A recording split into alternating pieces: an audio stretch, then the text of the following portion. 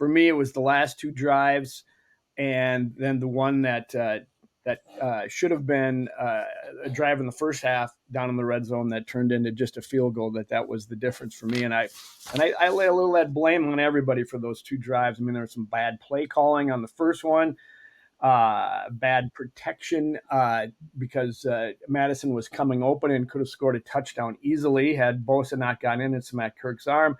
And then there's the one that everybody's talking about. Why don't you clock the ball? So, Mark, what do you think of? Well, first go with the first drive. I mean, I thought the play calling down there was pretty poor. They just not very creative with as much firepower as they have down there, and a couple runs to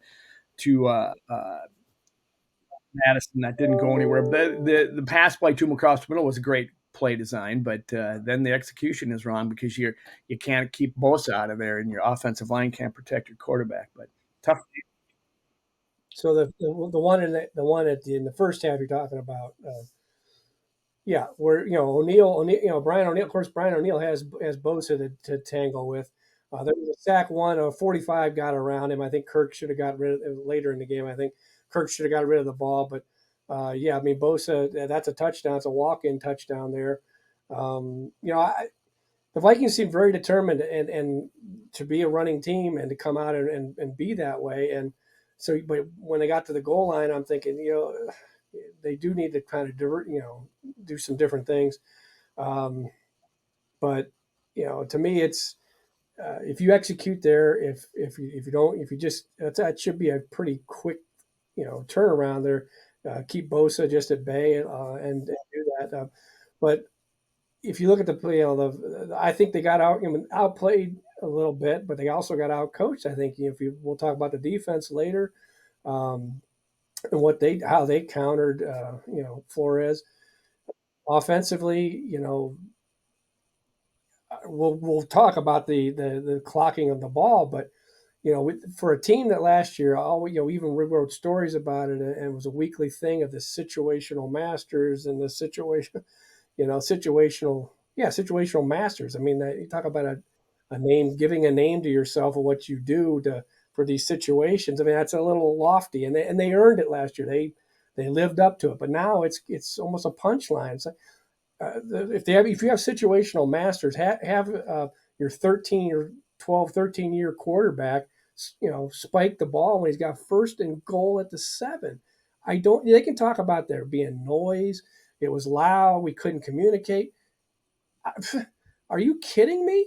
It's like you got a quarterback who's a veteran quarterback who's played a million games and he's there every week. And how he doesn't go up on the line and spike the ball and waste 30 seconds and rush the last play. He should have been waving his hands, waving them up, spike, spike, spike. I mean, that's what everybody's. I wasn't thinking out, but I was watching the clock going, what are you doing? What are you doing? And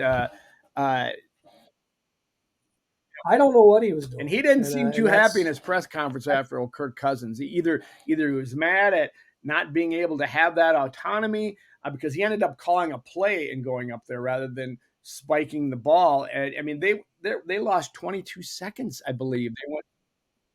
It was more than that, 29 seconds, like 41 seconds. That's unthinkable. I mean, in 29 seconds, it's got to come to your mind. I got to spike this ball. I mean, does he think that, oh God, we need four plays to get this into the end zone from the 2-yard line because we didn't do it earlier? I don't know what he's thinking. Well, the explanation didn't fit. Maybe we'll find out more. But I just, if he doesn't have the ability to spike it, then What are they practicing for? I don't get it. I think it was just him trying to get a particular play set and ready to go, and then they're down to one play. They could have ran 3 plays there. You have to know. You have no timeouts. You had that over half a minute there and plenty of time. It just spiked the ball, and But the thing is, what did KOC said? He ran through a whole gamut of things that came in communication. Can't hear, blame the crowd. I suspect he's going to address that one at noon today because he's probably heard he doesn't want to get the crowd or the fans mad at him and blame them. They were loud. It wasn't the fans' fault. But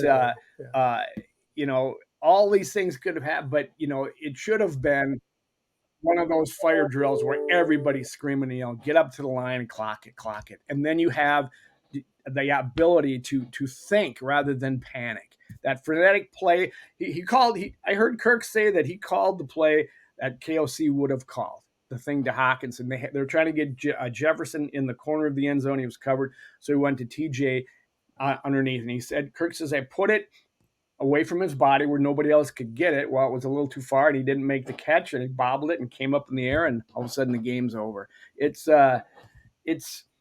God, as when you think back to Kurt in the quarterback Netflix thing, he's always kind of frenetic. He's always kind of frenetic. That contributes to it too. There's no 12-year experience that says, okay, I know exactly what to do here. Clock this ball, boom, boom, boom, boom. He's up there panicking just like everybody else in the way it looked.